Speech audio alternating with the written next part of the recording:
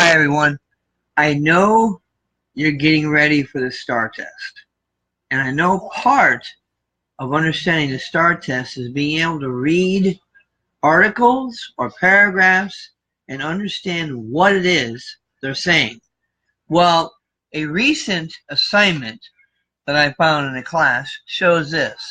It's called When Cold Winters Blow, Americans Give Shelter. Now, in this article, I'm going to read a part of it to you. It says here, Melinda Bowyer gives free rides to homeless people. She gives free rides to homeless people. She helps to get them to the warmth of a shelter. Miss Bowyer is known locally as the Uber Queen of Doylestown, Pennsylvania. She has been giving her tips for homeless people she encounters. During this winter's lingering bitter cold spell in much of the United States, she now has turned off her Uber app. She lets the homeless ride free of charge. Helping them is the best feeling in the whole wide world. The whole entire world, excuse me.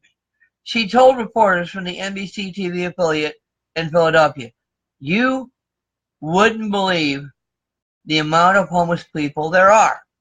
Now, right there is a whole lot of information being given about a very difficult situation. In that one paragraph, you need to be able to comprehend what's being said. Let's look at it again. It says here, during this winter's lingering bitter cold spell in much of the United States, she now has turned off her Uber app. She lets the homeless ride free of charge. Helping them is the best feeling in the whole entire world, she told reporters from NBC TV affiliate in Philadelphia. You wouldn't believe the amount of homeless people there are. Now, what is the main theme of that? It is great to help homeless people. There are many out there. That is what she's trying to say. There are many homeless people out there, and it's great to help them. You really want to get it down to 5 words or less, like, too many homeless people, they need help. Something like that. That's what you're trying to do, get it condensed down to just 5 words or less. And I even made it 6. So, many homeless, they need help. There, that's 5 words. But that's how you want to condense these paragraphs to give them meaning. And as was done in one class, it was a hashtag applied. Let's look at another paragraph real quick. We'll turn the page here. And it says here,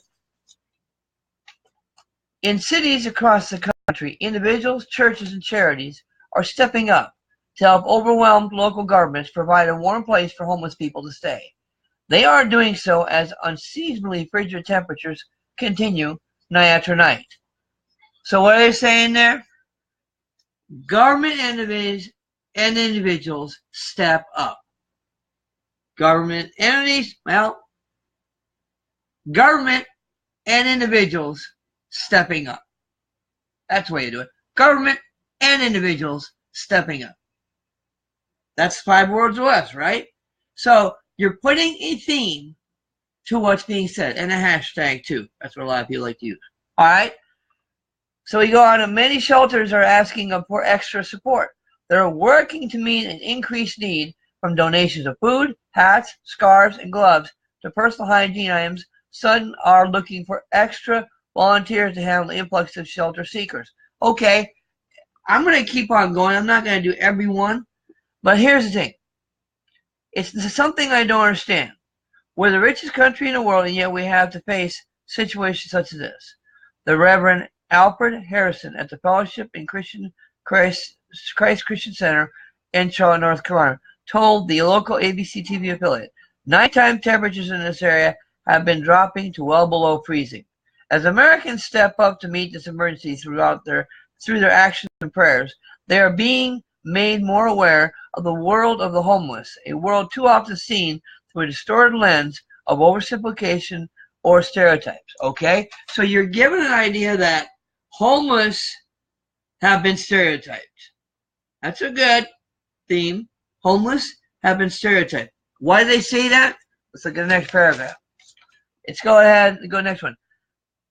But a new study from the University of Chicago, for example, paints a different picture. It shows that 1 in 10 young adults, 18 to 25 years old, in the U.S. has experienced homelessness, as has 1 in 30 adolescents. Nearly 660,000 adolescents and 3.5 million young adults have been homeless within the past year alone, the study found. In other words, you could say, in 5 words or less, homeless are not just those who are in difficult need. That's not 5 words or less. Young adults are homeless too. Young adults are homeless too. 5 words or less. See, you're able to take in that paragraph what's being said and cut it down, hashtag it, and go 5 words or less. Okay? Are we following? Now, many of these young adults are well educated, some with college degrees, and they come from both rural and urban areas. As might be expected, some youth and young adults are fleeing unstable or difficult home situations, but others are having a hard time just finding work and a place to live in a time of rising housing costs. Okay? So what do you got there? Difficult homes and cost of housing. That's still difficult homes and cost of, that's 6. Difficult homes, cost of housing. That's not exactly what you should say, but let's try another way. Difficult homes, housing, and housing costs. That's a fair way to put 5 words. That sums up what that paragraph is about in terms of why people are homeless. Let's go to another one. As might be expected, some youth and young adults are fleeing unstable. Oh, we already got that one done. So basically what you're doing is you're learning how to take a paragraph and make it simplified. Make it a theme. Make it, condense it. Make it so you understand what it's about. That's what you're trying to do. And you're doing it in 5 words or less. Now, unfortunately, I wasn't able to get a list of 5 words. Maybe that's because I talk too much. Don't agree with me, okay? Don't agree with me. Anyway, but the bottom line is this. The more that you can get a hold of this and understand how to reduce it down to a few words, the better your chances when you do that STAR test in a few weeks. You'll be able to look at something like this and go, oh, yeah. Really, you will. Let's look at one more paragraph. Those trying to alleviate long-term homelessness acknowledge it as a multifaceted challenge. Which programs are most effective at getting people off the streets and into stable housing? What are the underlying causes and how can they be addressed? Workers at shelters need to assess each case individually. Could a program that is effective somewhere else work at their shelter? How can government and private efforts blend more closely to be even more helpful? What's a 5-word summary? Let's solve this problem. Let's solve this problem together.